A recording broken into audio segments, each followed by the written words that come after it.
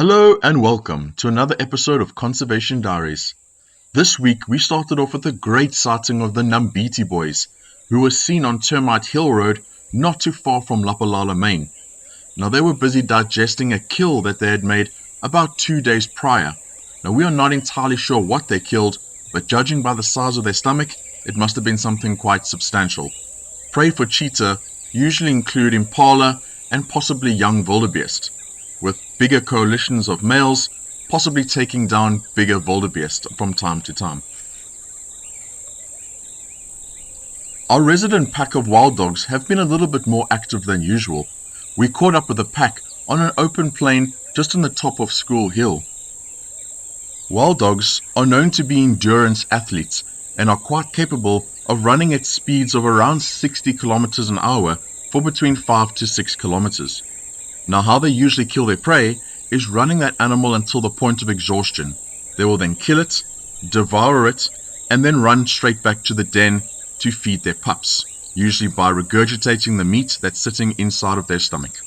With denning season coming up now in the winter, we're hoping to spend a little bit more time with them before they start denning. The cubs are getting older by the day and should be around 5 months old by now. Curious as ever, the arrival of my vehicle did seem to pique their interest a bit. Lionesses will often mate with multiple males in the pride. What this does is, it ensures adequate protection of the cubs. In the next clip, LM2 is seen playing with the cubs, a great indicator that he does think he is the father and will then protect these cubs from harm.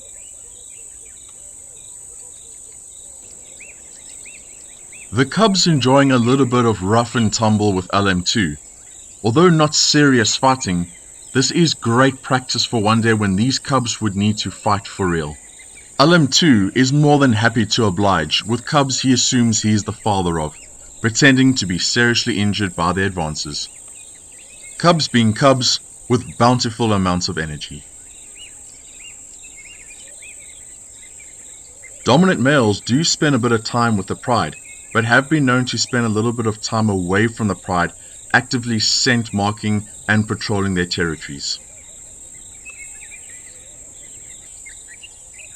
The testosterone levels on the reserve seem to be at an all-time high.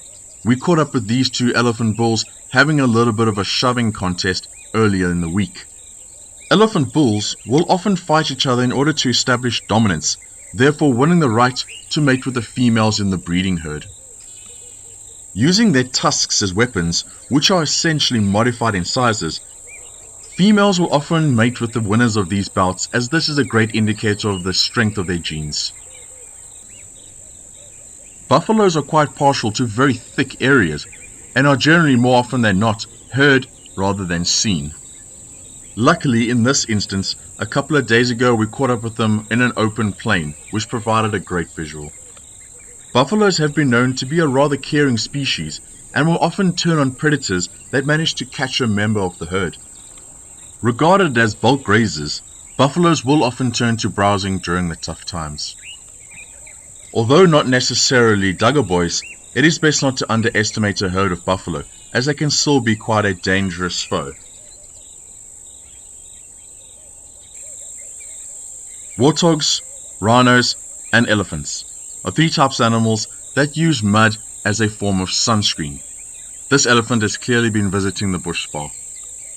Using their trunks as a long cylinder, they will suck up mud and throw it on their bodies, therefore changing that animal to the color of its surroundings.